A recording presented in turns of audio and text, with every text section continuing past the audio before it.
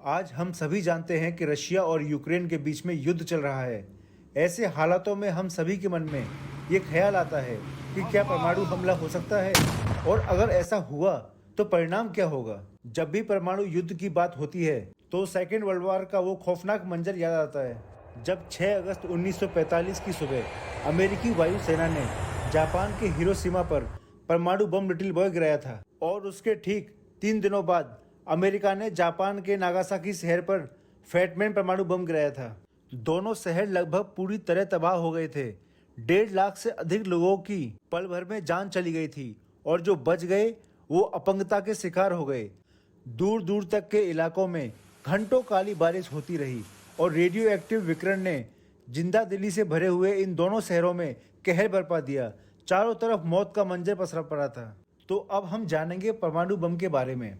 परमाणु बम होता क्या है, इसको जानने से पहले हम जानेंगे कि इसका आविष्कार किसने किया था।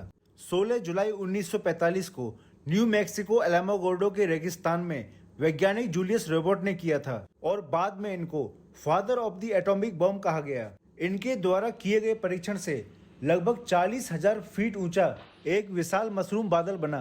ये परीक्षण सफलतापूर्वक हुआ, और इसके बाद ही परमाणु युग का उदय हुआ। तो अब हम जानेंगे कि परमाणु बम होता क्या है। परमाणु बम सामूहिक विनाश के लिए बनाया गया एक हथियार है, जो परमाणु नाभिकों के विभाजन से उत्पन्न हुई एनर्जी का उपयोग करता है। इस पूरी प्रक्रिया को परमाणु विखंडन कहा जाता है, जो परमाणु बम को जन्म देती है।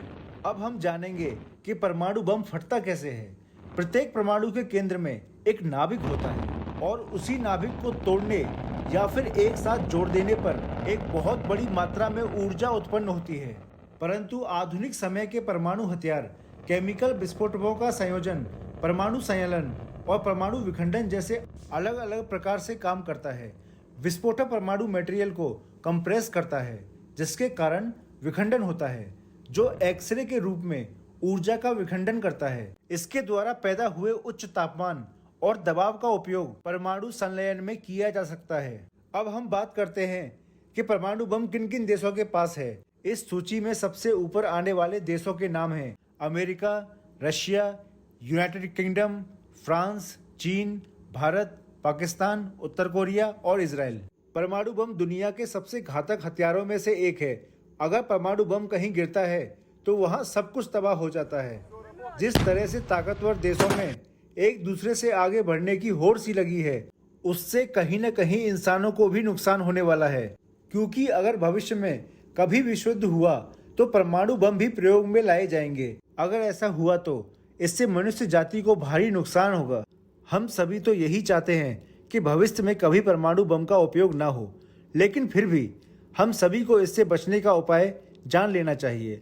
अगर परमाणु हमला होने की आशंका हो जाती है तो देश के बड़े नेता सेना के बंकर में शरण ले सकते हैं।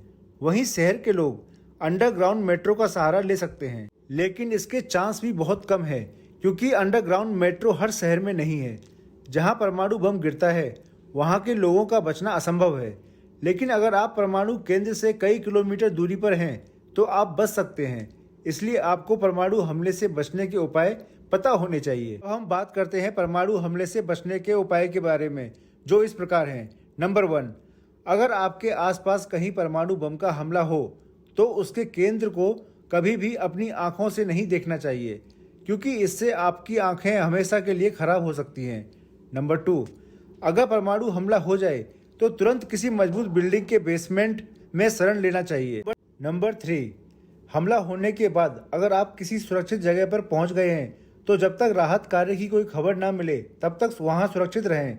बिल्कुल भी नहीं निकलें, क्योंकि हमला होने के बाद आसपास रेडिएशन फैल जाता है, जो किसी की भी जान ले सकता है। नंबर 4, हमले की स्थिति में अगर किसी के पास रेडियो है तो उसे अपने साथ रखें, क्योंकि परमाणु हमले में सब कुछ खत्म हो जाता है, लेकिन जो राहत कार्य की पहली खबर मिलती है वो हमेशा पहले रेडियो पे ही मिलती है।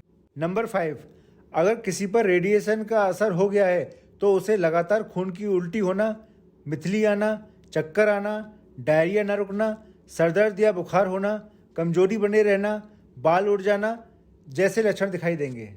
ऐसी ही और अधिक इंटरेस्टिंग वीडियोस देखने के लिए वीडियो को लाइक करें, चैनल को सब्सक्राइब करें और बेल आइकन को प्रेस करना न भूलें। Thanks for watching.